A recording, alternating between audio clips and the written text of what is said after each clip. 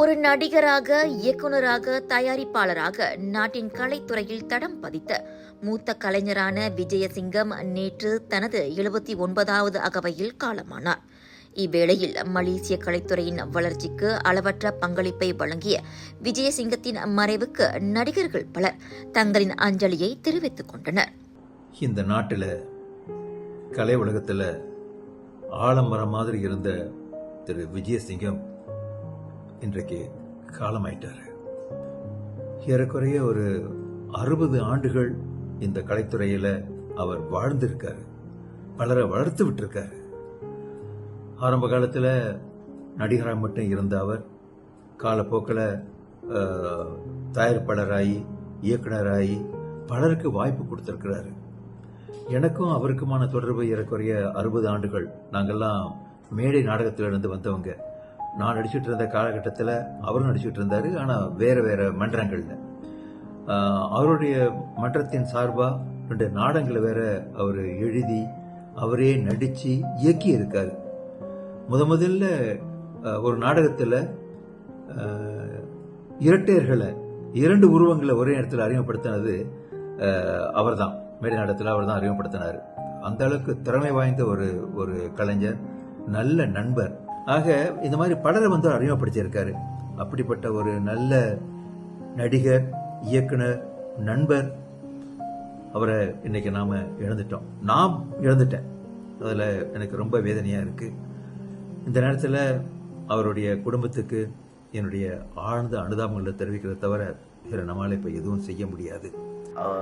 அவர் அந்த என்னன்னு சொன்னோம்னா, அந்த நடிப்புன்னு சொல்லி கொடுக்கும்போது அவர் வேறு மாதிரி ஆயிடுவார். அவருக்கு அந்த ஒரு உற்சாகம் ஆயிடுவார். அந்த நடிப்பை அவர் சொல்லிக் கொடுப்பாரு, சொல்லுவார். நம்ம நடிக்கும்போது நம்மளோட உடல் எல்லாமே நடிக்கணும்.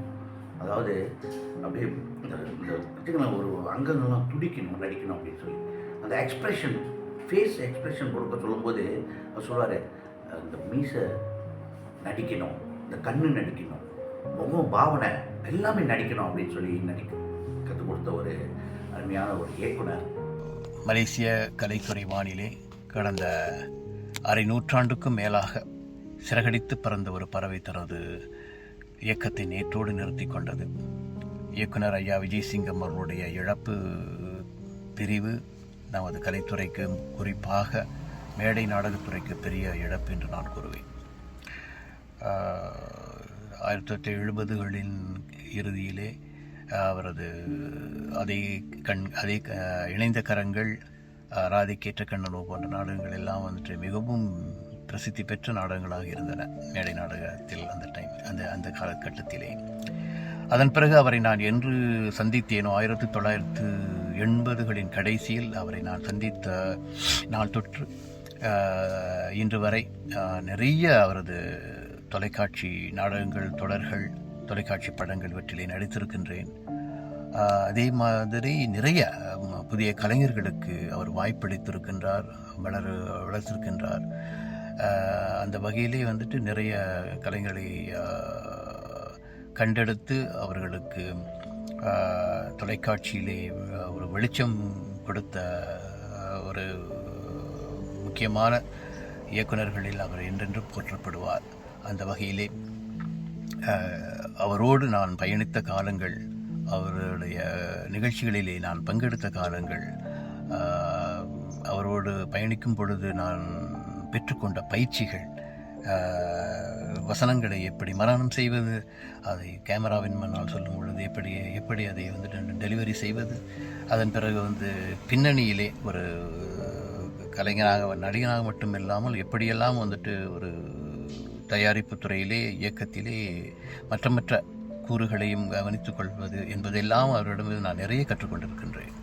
என்னோட 1965 தொலைக்காட்சி நாடகத்தில் இன்ஸ்பெக்டர் சேகரில் அவர் என் கூட நடித்தார். அப்போ தான் அவர் எனக்கு அறிமுகமானது. அதன் பிறகு அவர் டைரக்ஷன் ஆரம்பித்து டைரக்ட் பண்ணி நிறைய நாடகங்களில் அவரோட சேர்ந்து அவருடைய நாடகங்களில் நடிக்கிற வாய்ப்பு எனக்கு அவர் நிறையவே கொடுத்தாரு. நிறைய நாடகங்கள் அவர் அந்த நாடகம் தயாரிக்கிற அந்த டைரக்ஷன் டைமில் மட்டும்தான் கொஞ்சம் ஸ்ட்ரிக்டாக இருப்பார். அதன் பிறகு ரொம்ப நல்ல மனிதர். எல்லோருடையும் அன்போடையும் பாசத்தோடையும் பழகக்கூடிய ஒரு நல்ல மனிதர். இதனிடையே இன்று கோலாலம்பூரில் உள்ள அவரின் இல்லத்தில் 12 மணியளவில் அவருக்கு இறுதிச் சடங்கு மேற்கொள்ளப்பட்டு பிற்பகல் 2 மணியளவில் செராஸ் ஜலன் குவாரி DBKL மின் சுடலையில் அவரின் நல்லுடல் தகனம் செய்யப்பட்டது. பழம்பெரும் நடிகர்கள் மட்டுமின்றி இளைய தலைமுறையினர் என கலைத்துறையைச் சார்ந்த பலரும் அவரின் இறுதிச் சடங்கில் கலந்து கொண்டு அவருக்கு மரியாதை செலுத்தினர்.